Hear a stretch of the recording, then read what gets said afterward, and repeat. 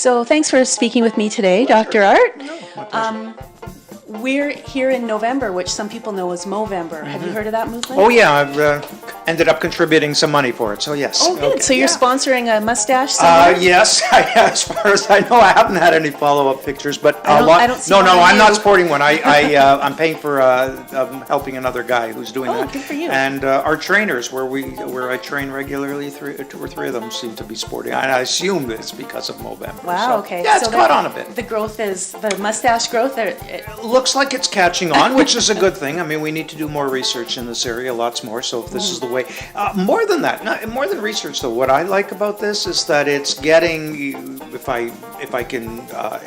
I'm learning anything from my trainers, it's getting young men to Right. understand that, hey, you know what, they have a body and it can malfunction and they've got a prostate and they need to know more about prostate health. something I found about that movement is it is about raising awareness, and it makes me wonder, are younger men, is this a sensitive topic for them? Younger men, okay, that's a whole other issue. Men Okay. don't, okay, men do not acknowledge, don't need to really pay attention to their bodies from the time they enter adolescence to the time they're well into middle age. Nothing happens. Women have periods, women's breasts change, women get pregnant, women are much more involved in birth control than many men are, and should be equal, but it's not. So women always have to acknowledge that they have a body, it changes, things happen, and I better do something about it. What happens to a guy? He gets fatter, that's about it.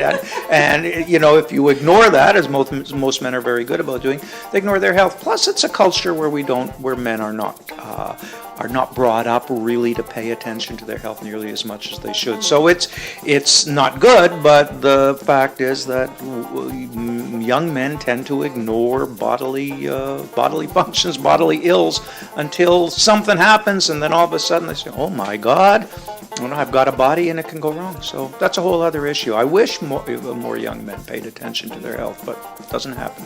So there's prostate cancer, but there's got to be some stages leading up to that for good prostate health.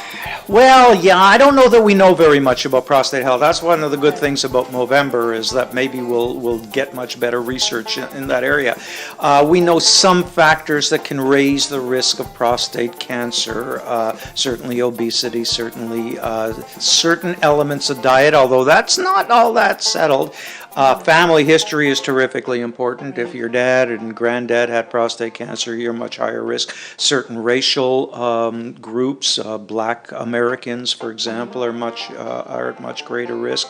But overall, we don't know very much. For example, you know, here's a simple question: does having more sex or less sex increase? Well, you know, I think most men would like to think that having more sex lowers the risk of prostate cancer, but we don't. Lowers the risk of everything. Yeah, they'll buy that message, and that would be good if we could do that. But we don't know that. You should be able to figure that out, you would think, after all these years of focusing on it, but the data is unclear. So what we have tried to do, and here's the difficulty, is that instead of knowing that much about preventing prostate problems, including benign growth and cancer, which are two different sets of conditions currently, as far as we know, although, you know, I think they may be linked one day. Anyway, what we've done, instead of focusing on prevention, is we focus much more on screening, and that's been a very, very, very controversial area about how to screen, who should be screened, and what to do. Because if you know so little about it going into good prostate health, then what do you look for, right? Well, there is a test. The controversy is about this test known as a PSA. It's prostate-specific antigen, it's a blood test. And I think it's fair to say that it's about 50-50 in terms of how the medical profession lines up in terms of whether or not it's a useful test. I'm in the more skeptical group, but I have to acknowledge that a whole lot of people disagree with me, and they're probably as well versed in this as I am. And well, no, they are as well versed in this as I am, and they have their own opinion about it. I think the problem with the prostate's PSA test is that it picks up far too many cancers that would not impact that man, that wouldn't have a real impact on those men's health. Yet when we know there's a cancer there's a real urge to do something about it. So, you know, it's better to do this in concrete terms, to point this out in concrete. So you hear you're 60 years old, you're told you have a little growth in there. And how do you relax about that over the next 10 or 15 years if somebody says to you, 10 you know what? 15 minutes from hearing it. Absolutely. So that's the problem. So everybody rushes in well, far too many men rush in to treat those things that would not actually impact their health. The commonly used phrase is way more men die with prostate cancer than of prostate cancer, okay, which is the truth. It's about 1 in 6 men will be diagnosed with prostate cancer, but a much, much, much, much smaller percentage will die with it. In other words, in most of the cases, it didn't kill the guy, and if you had left it alone, he would have been just as well off. So what we desperately need is a test that tells you which cancers are going to be aggressive and which won't. By the way, it's not that dissimilar for breast cancer. I know mammograms are not nearly as clearly beneficial for every woman who gets them as has been, as I think most women tend to believe. It's true with every screening test. We pick up far too many conditions that shouldn't be treated, and we don't really know how to differentiate the very aggressive problems from the much more slowly progressive problems that could safely be left alone. You wrote an article, it's just on the London Drugs blog, I think it went live today, and you mentioned watching and waiting, which is, waiting is not doing anything, but watching is keeping an eye on it and waiting for changes. But that's a pretty hard sell. I mean, I'm a nervous guy. Somebody tells me I've got something in there, let's cut it out now. That would be my approach. I'm a very proactive guy, and I know I haven't been screened for prostate cancer, for example, because of that. I know that if it was up there and they found something, I'd probably have them do something. And so I tend to believe that for most guys it's better not to be tested. But the urologists, the guys who do all the prostate cancer surgery, they're the ones who see the most aggressive cases. They uniformly believe in prostate cancer screening. It's very difficult to tell someone to wait and see what will happen.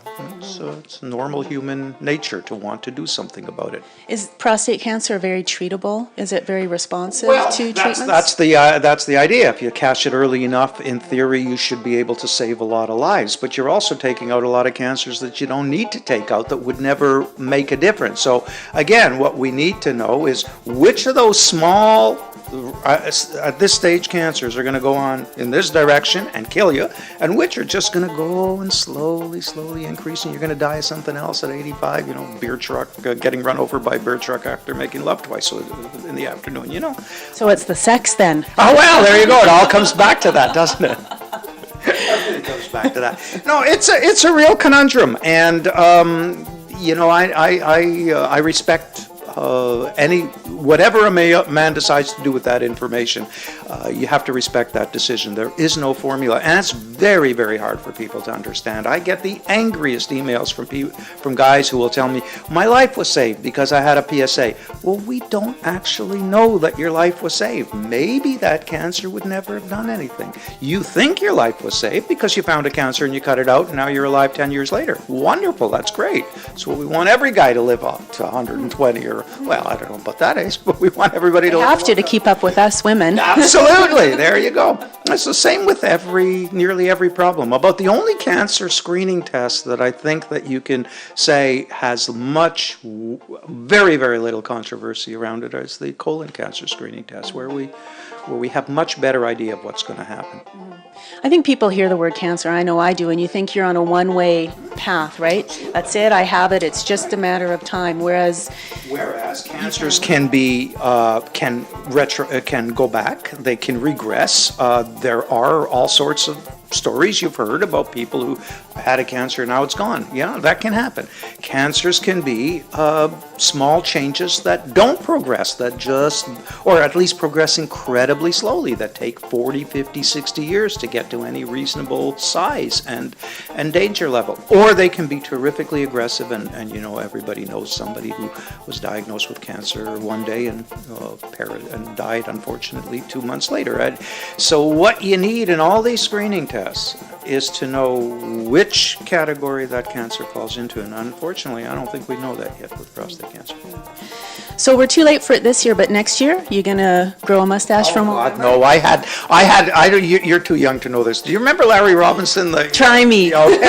Larry Robinson used to play for the Canadians. He had this huge, and I grew one of those. Yeah, everybody in the 70s, I think, grew one of those. And my kids hated it. So I looked really ugly, so with it. So no. Any photos? Any photos? Yeah, probably, but I'm not going to show them. On the internet? Yeah, no. Can I find them on the internet? You know, I'm very careful. Nothing goes on the You're a internet. smart guy. That's absolutely. You're a smart guy.